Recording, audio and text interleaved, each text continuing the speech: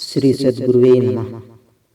आइए मित्रों, हमारे चैनल सत्य की राह पर आपका फिर एक बार स्वागत है। हम इस वीडियो में बात करेंगे कि संत सम्राट विश्व वंदनीय सतगुरु कबीर साहब जैसा विचारक ना तो उनके पहले इस धरती पर हुआ है और ना उनके बाद। जी हाँ, विचारक कह लो या वैज्ञानिक या कवि, कुछ भी कह लो, परंतु उनके जैसा विचारक या उनके जैसा वैज्ञानिक ना तो उनके पहले कोई हुआ और ना ही उनके बाद, क्योंकि उन्हें परम पुरुष की संज्ञा दी गई, एक परमात्मा की संज्ञा दी गई। और मेन बात यहाँ है कि उनका इस धरती पर आना और यहाँ से जाना दोनों ही एक रहस्य रहा है। वो माता के गर्भ से नहीं आए, एक बात तो यहाँ उनकी निराली है और अद्भुत है, क्योंकि जितने भी इस धरती पर संत हुए हैं और वर्तमान में हैं और जो भूतकाल में हुए हैं, वे सभी माँ के गर्भ से आए हैं। परंतु संत सम्राट विश्व वंदनीय सदगुरु कबीर साहब ही एक ऐसी शख्सियत है, ऐसी महान विभूति हैं जो माँ के गर्भ से नहीं आए और ना ही अंत समय मरघट में गए। इसलिए उनका इस धरती पर आना और जाना दोनों ही एक रहस्य है। जिसके बाद में उन्होंने यहाँ पर 120 वर्ष रहे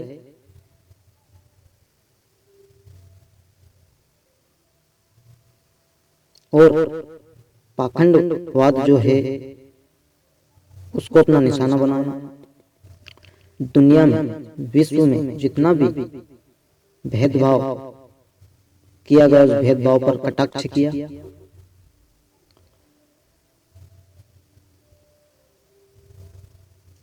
साहब ने सभी संतों से हटकर बोला है और साहब ने धर्मदास जी को जो ज्ञान दिया है, उन्होंने अपनी वाणी में कहा है कि जितने 4 महीनों में वर्षा होती है और जो बारिश का बूंद, जो बरसात का पानी गिरता है, इतनी जितनी बूंद पानी की गिरती है, उतने उन्होंने विदेह शब्द कहे हैं। उन्हें शब्द को ढूंढना नहीं पड़ता था, शब्द उनके आसपास मंडराते थे कि कब किस शब्द की जरूरत लगे।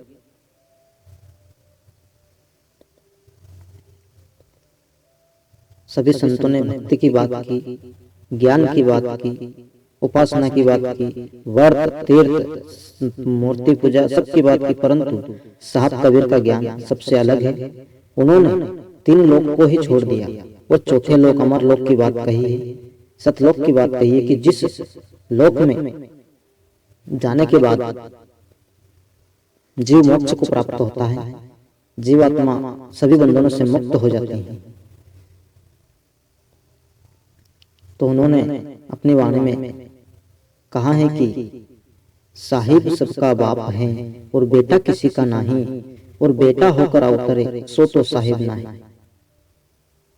तो उनकी इस साखी से, इस दोहे से स्पष्ट हो रहा है कि वो किस ओर इशारा कर रहे हैं। उनका अवतरण फूल में हुआ है और उनका जाना भी फूलों से ही हुआ है। जब यहाँ पर गए, जब वे धरती पर से गए, तब वे फूल का इकट्ठा ढेर करके चले गए और जब आए तब भी पुष्प के अंदर ही, कमल के फूल के अंदर ही आए थे। तो उनको क्या संज्ञा दी जाए? उनको परम पुरुष की उपाधि मिली, संत सम्राट की उपाधि मिली, परमात्मा की उपाधि मिली। वैसे साहब कबीर ने रामानंद को गुरु धारण किया है, परंतु गुरु को भी ज्ञान उन्होंने ही दिया है। वो तो उन्होंने एक गुरु शिष्य परंपरा आगे संसार में किस प्रकार से स्थापित हो, इसलिए उन्होंने रामानंद जी को गुरु धारण किया है। अन्यथा अगर वो गुरु धारण नहीं करते तो एक गुरु शिष्य परंपरा शायद नहीं चल सकती। गुरु शिष्य परंपरा उन्हीं के द्वारा चलाई गई है, साहब कबीर के द्वारा चलाई गई है, और संतत्व की धारा भी उन्हीं से जुड़ी हुई है।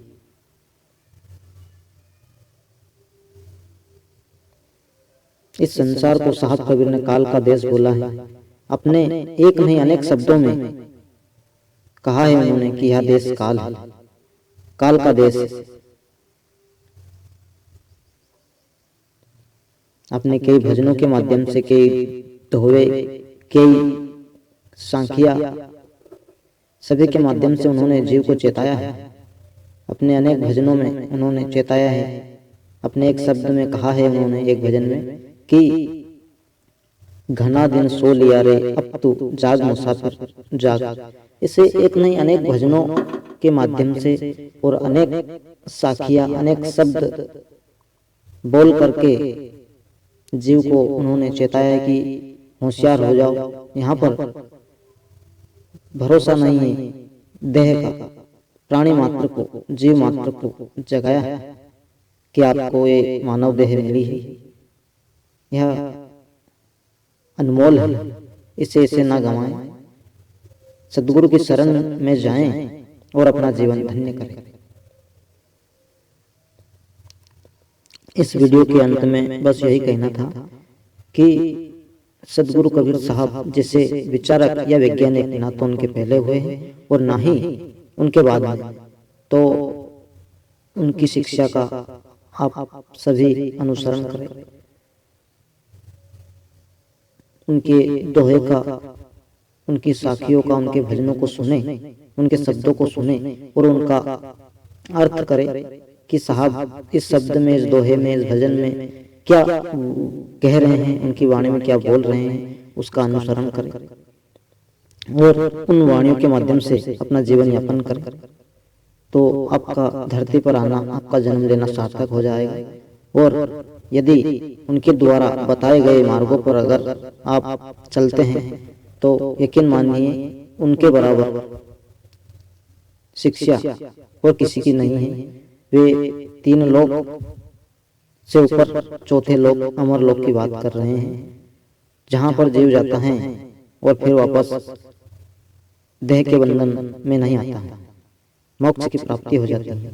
तो बंधुओं, मित्रों, यदि आपको मोक्ष चाहिए, देह के बंधनों से मुक्ति चाहिए, क्योंकि जीव आज से नहीं जन्म जन्मांतरों से अनेक नाना प्रकार की देह में विचरण कर रहा है, भटक रहा है, परंतु इसे मुक्ति का मार्ग नहीं मिला है।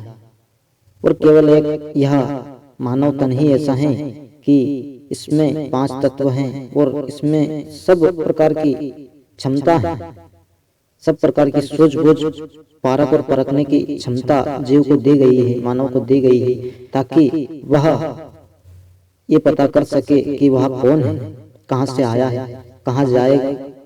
इसका भान केवल इस मानव देह में ही हम कर सकते हैं।